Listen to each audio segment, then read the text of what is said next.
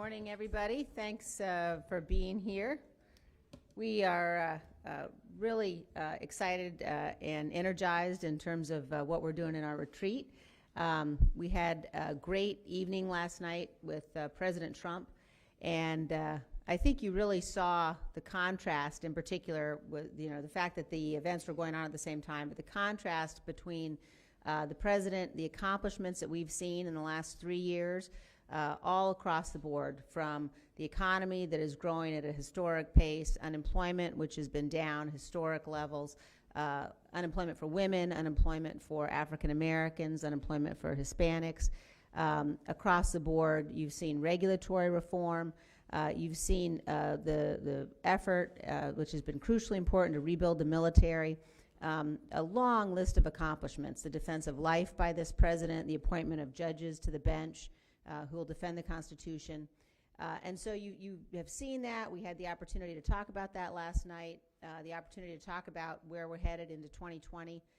And while that was going on, you, of course, had the Democrats on the debate stage in a situation where I think, frankly, one of the most concerning moments that came out of a debate that had a lot of really concerning moments was when one of the Democratic candidates announced, yes, he was, in fact, going to advocate confiscating people's firearms.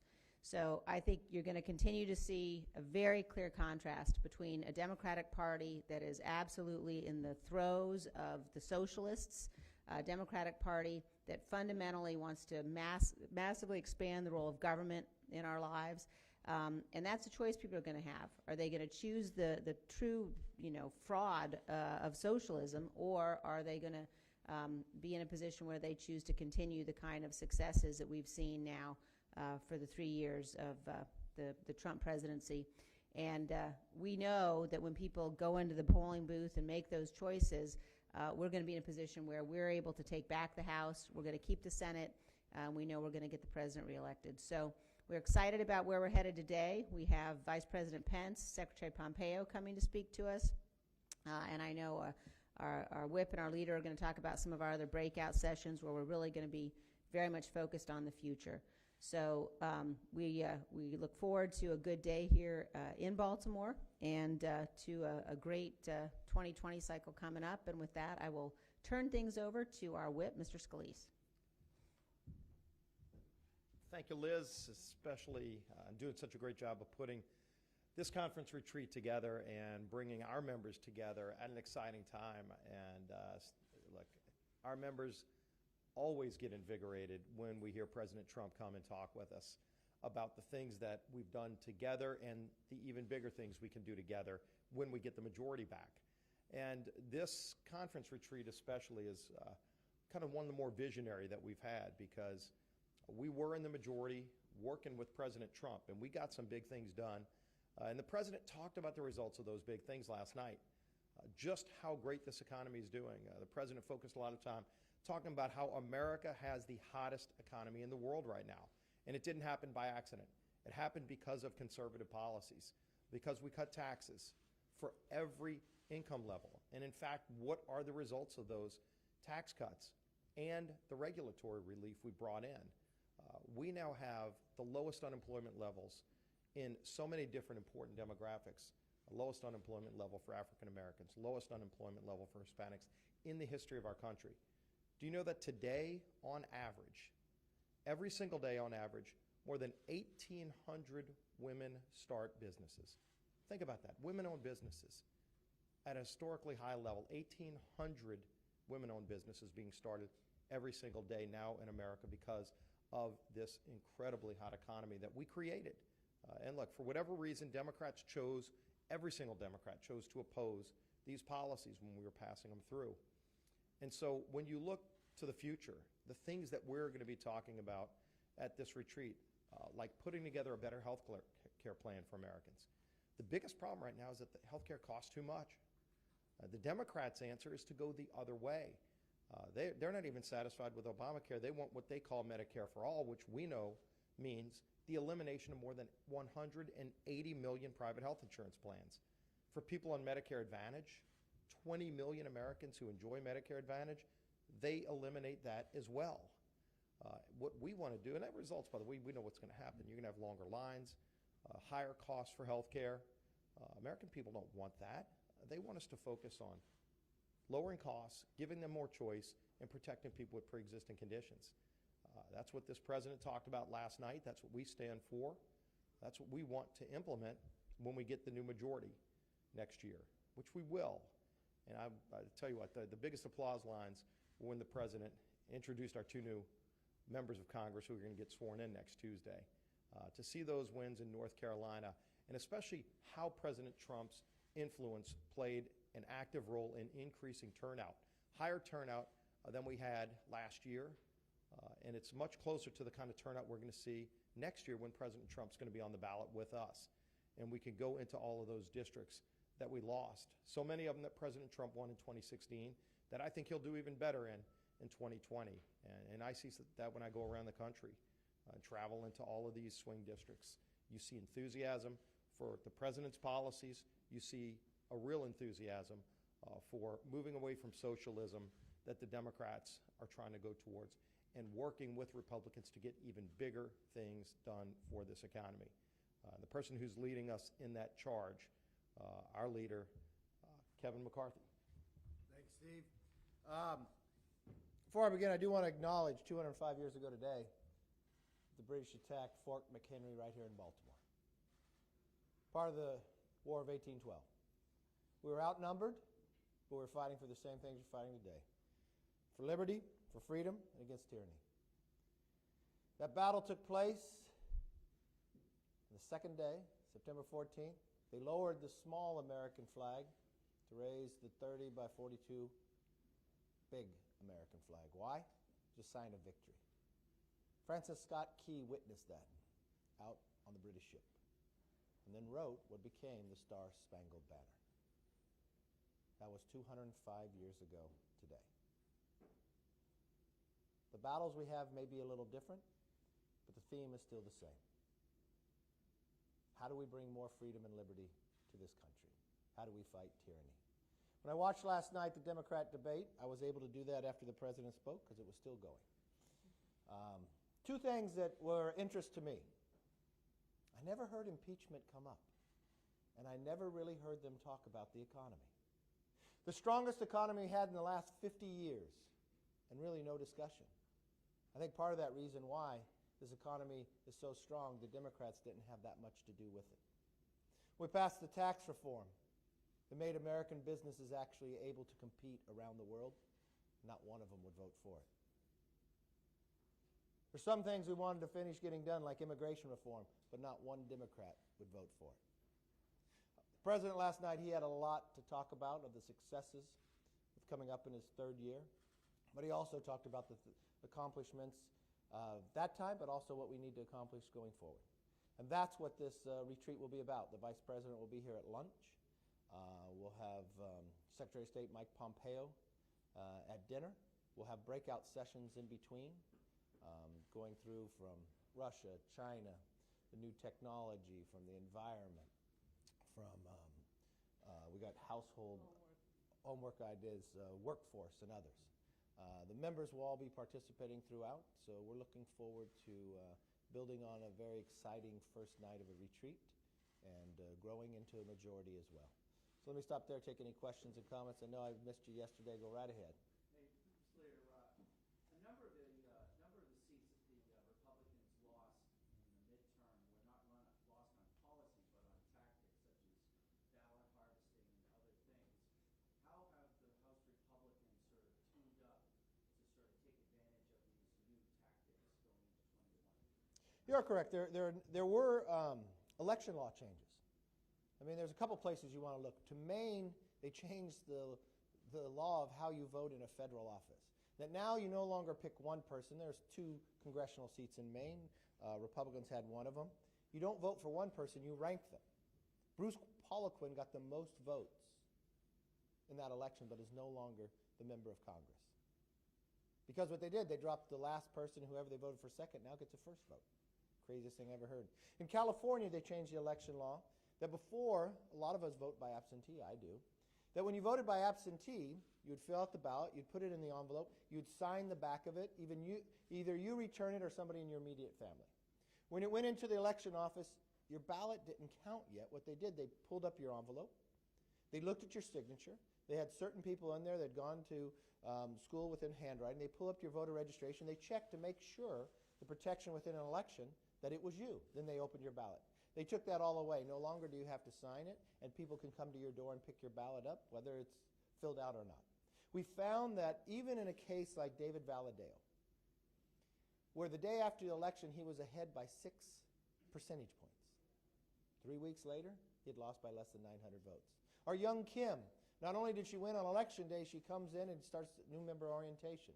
We find a few weeks later that yes, it changed. Well, the Democrats went about doing it because they kind of control California and changed the course there. Republicans will have to play just as the law says. So we'll have to go out. I don't believe it's healthy for elections where other people are picking up your ballots. But that's what the law in California. We found where we had a supervisor race in Orange County soon after that, which is a very large district, and Republicans actually picked up that seat, so it was strong. I find, and we walked through this yesterday on some of the races that we have going forward. Remember this, you have 31 districts that Democrats currently sit in that Donald Trump carried. 13 of them he carried by more than 6 points. We are swearing in 2 new members next week. We only have to win 19 seats to be the majority. Fewer than the Democrats had won before. Less than 107,000 votes determine whether we're in the minority or the majority. It's much closer than anybody looks at. And when you sit and look at where the economy is today, you listen to Liz give you some of the stats, and Steve, about women working today, about every nationality improvement, one of the best unemployments they ever had. I not only think President Trump is going to carry those 31, but much more. Yes, sir. The president made some news last night about a middle-class tax cut. Do you have any more details on what discussions are about that, what it might look like, when you might actually come up with a plan? The president talked about, and this is something that Kevin Brady has been working on since then too. We've always talked about tax 2.0 and 3.0. How do we continue to keep America competitive? How do we continue to raise the middle class and make them stronger with the challenges for college and others? One of our breakout sessions, we're going to be talking about the cost of college. How do we make college more affordable to individuals? But within the tax code, this is something the president's been near and dear to his heart. The economy, he promised when he became president he would make America stronger, and that's exactly what he's done, and he wants to continue to grow with that. Yes, sir. You mentioned that none of the candidates last night mentioned impeachment, and then now you talk about the 31 districts. Do you envision suggesting the candidates in those districts, Republican candidates, that they talk about impeachment? No, because why would you want to impeach the president? The only people, I mentioned that because of the contrast of the House. There was an interesting poll that recently came out. It polled Democratic voters. Democratic voters know more about investigations than they can name one thing this Democrat majority in Congress has accomplished. I think that's a sign that Democrats in Congress have a real problem. The real question would be not the candidates against those 31. What are those 31 going to mention of why they should be reelected? Are they going to say they're going to be reelected because they voted and made Jerry Nadler the chairman because he promised the day after the election he'd be the best person for impeachment? That not only that committee cannot run properly, the leadership doesn't even know what the committee's doing, let alone the conference itself. They can't even determine whether they're working on impeachment or not. It's an embarrassment when I read the headlines coming in. No one can contrast what is happening in that committee. Whereas there's so much a challenge along the border, and he's not going to have a hearing on it. An inspector general investigation of the Judicial Department, and he won't even bring him in to ask him a question of what he found from Horowitz? The Democrats are making it an issue, and I think it's the wrong issue for them to even talk about. Yes? You had a handful of members announced. Anything you guys want to answer? Not going to seek re-election. What do you say to a member who's considering retirement? What's your pitch to get them to stay? You know what? Each retirement is different, and let me be very frank. I'm not concerned about any retirement. The only retirement I was concerned about is Will Hurd. That's a tough seat. Will Hurd is an exceptional person. Every 2 years, we're going to have people retire on both sides.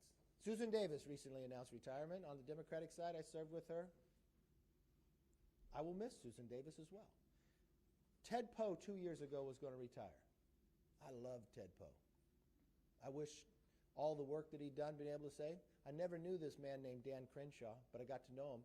He's doing an exceptional job. I watched John Shimkus stand up and talk about he's been on the ballot since 1988. There's a time to serve and there's time to go do something else. And he said, you know what? I just don't have 100% to put in to win the majority again. Just in a different time of life. Sensenbrenner, more than 42 years, but not one seat I named outside of Will Hurd am I worried about losing. Now I look at seats that we did lose last time. Let's look at Houston. This is George Bush 41 seat. I met this guy named Wesley Hunt. Don't know if you looked at Wesley Hunt. Wesley Hunt is a graduate of West Point. He's not the only person in his family to graduate West Point. His sister graduated 10 years before him. His brother graduated 1 year after him. He flew Apaches. Now he's working at Perry Homes. He's married, has his first daughter. He says, you know, I fought for freedom in other parts of the world, but now I think I have to make sure I defend them right here at home. He entered the race. We recently did a poll. He's actually in the lead. Look at Young Kim, born in South Korea, representing this area in the state assembly, won last time, but lo and behold, they changed the rules and only got to new member orientation. Outraised her opponent. Look at poll, she's in the lead. Numerous points after the other. The one thing that happens, if you want to continue to be able to be the very best, new individuals with new ideas and new energy is what really we need. And so I thank those who have served their country. They will continue to be our friends. They will continue to serve their country as well, just in another capacity. Yes, sir. Mr. Leader, thank you. The President didn't say a whole lot about guns and the Second Amendment last night. They spent a lot of time in the White House yesterday discussing that. Mm-hmm. Two-part question. Number one, when do you expect him to make his feelings on this, what should be done known? And second part question, you watched the debate last night. You saw Beto O'Rourke stand up and say, you know what, heck yes, we are going to take your AR-15s and AK-47. He said it in a different manner than you, yes. I'm sorry? He used other words than you, but yes. Yes. Just your reaction to that, and what are the ramifications of at least some Democrats embracing the mandatory buyback concept? I don't know that O'Rourke said about buyback. He said he was just going to take them from people. I think he used different language than most people use. I think it shows the contrast there. A president who looks at a problem and tries to find a solution. When you look at the NIC fix or removing the bump stock that the Obama administration put in, trying to solve those problems. The president is getting all the information from law enforcement, from the legal community, from bar and others. He's meeting with members on both sides of the aisle, and I expect he'll come forward with a package quite soon. But he wants to gather all the information first and make sure whatever we move forward solves a problem, that none of this happens again. Yes? Please.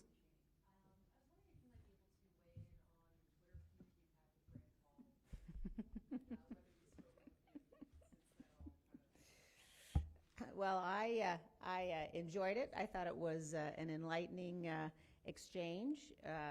You know, here I had been thinking the Senate is dull. But no, look, I think there are key issues at the heart of that disagreement. And those are really important issues for us to be debating, for us to be discussing. There are issues that surround whether or not you put America first, as President Trump does, or blame America first, as Rand Paul does and has for years. And I think if you go back and you look at Senator Paul's record, he has blamed America, among other things, for World War II. So, you know, you have a situation where he ran on his own in 2016. He only managed to get 4.5% of the vote in the Iowa caucuses and had to drop out. American people, Republicans in particular, are not isolationists. We know very clearly that America is not to blame, that we have to make sure that we're very clear-eyed about our enemies and clear-eyed about what it takes to defend the nation. One of the most important things this president has done since he's been in office is devote the resources we need to rebuild our military, an effort that Senator Paul has not supported. So, look, I think, as I said, it was an enlightening exchange of views. I enjoyed it, and there are very important issues at the heart of it. More questions? Yes.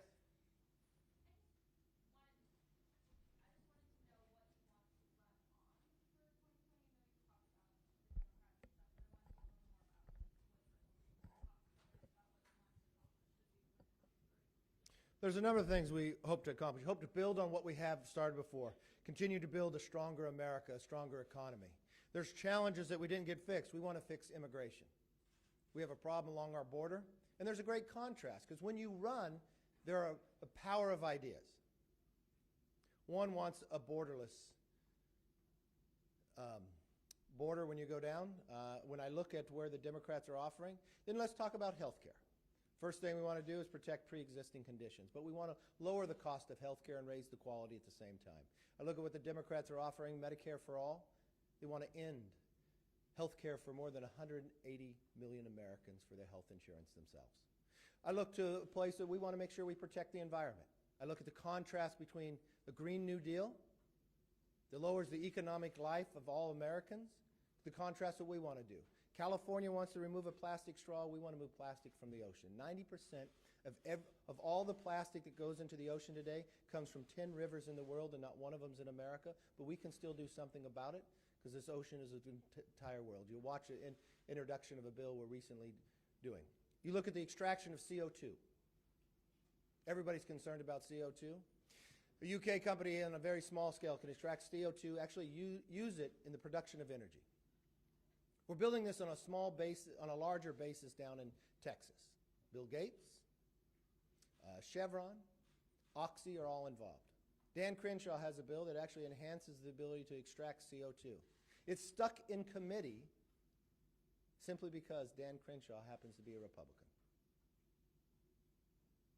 I hope we're not running on the idea that we have to pass USMCA a year and a half from now.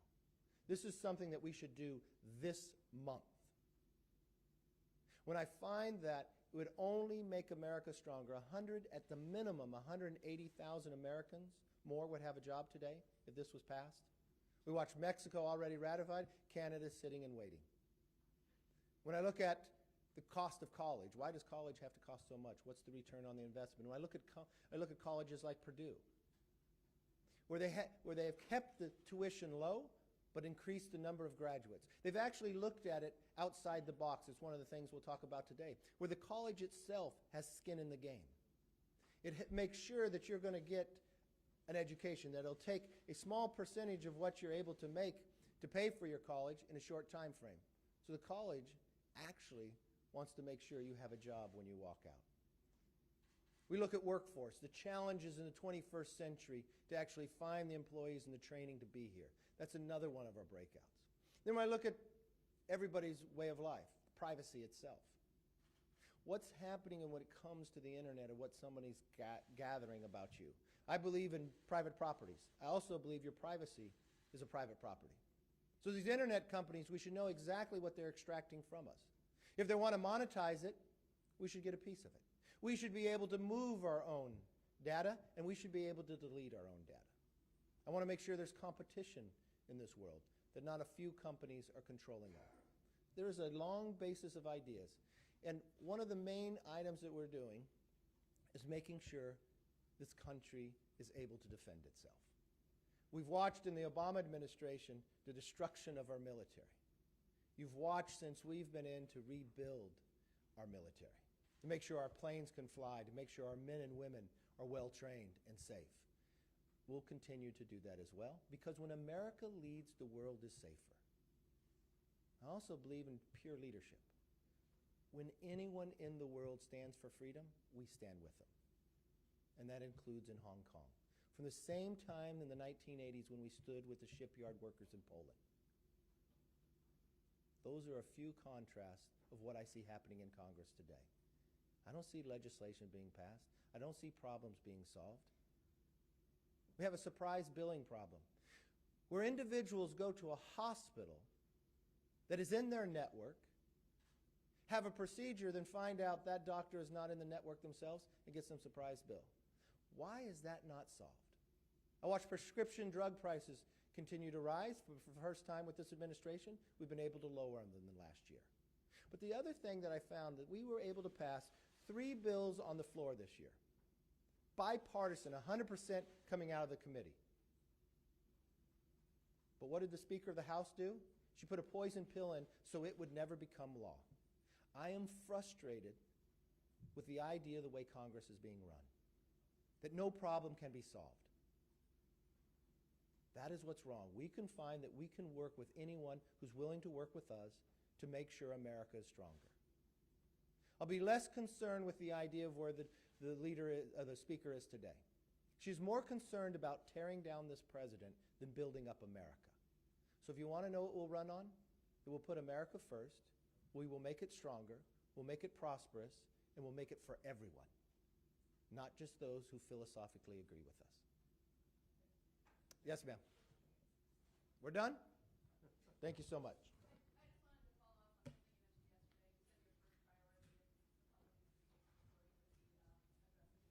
Yes.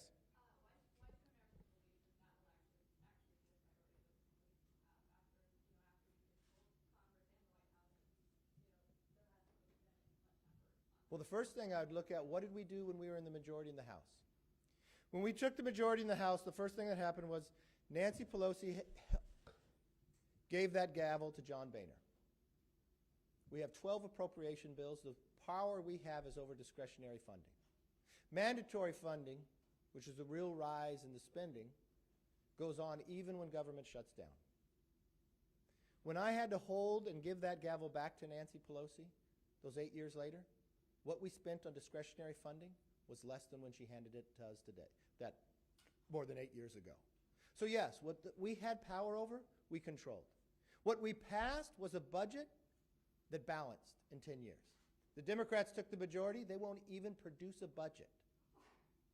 How are you ever going to take control of your spending if you won't produce a budget? It takes 60 votes in the Senate. When it came to entitlement reform, to make sure we would protect these entitlements for a future generation, we passed a budget that did that. To make sure a future generation Social Security would be there for them, Medicare would be there for them. I watched the Democrats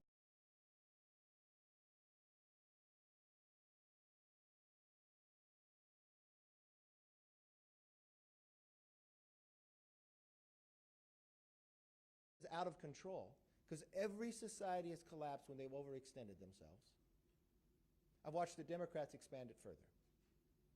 But I watched Republicans, when they were in the majority, what they had control over in discretionary spending, actually spend less in 8 years than what the Democrats spent 8 years before.